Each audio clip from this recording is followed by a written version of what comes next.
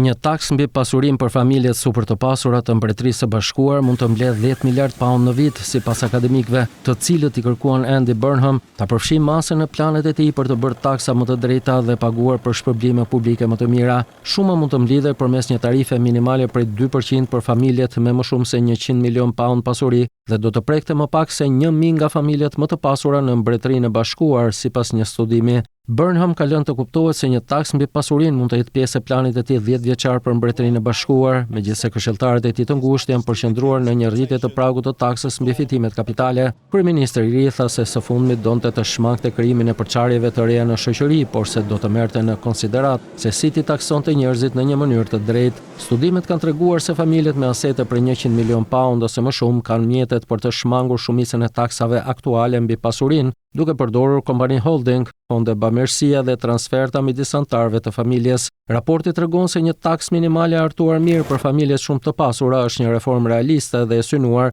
që do ta bënte sistemin tatimor të Mbretërisë së Bashkuar më të drejtë, duke rritur njëkohësisht të ardhurat të konsiderueshme, thanë akademikët. Do të kishte gjithashtu një rregull që i detyronte familjet e pasura të paguanin taksën për të paktën 10 vite pasi të largoheshin nga Mbretëria e Bashkuar, duke u parandaluar atyre mundësinë për ta shmangur atë. Rritja e pabarazisë globale në pasuri ka shtyrë idet për taksa më të larta ose shtesë në krye të agjendës politike në të gjithë globin.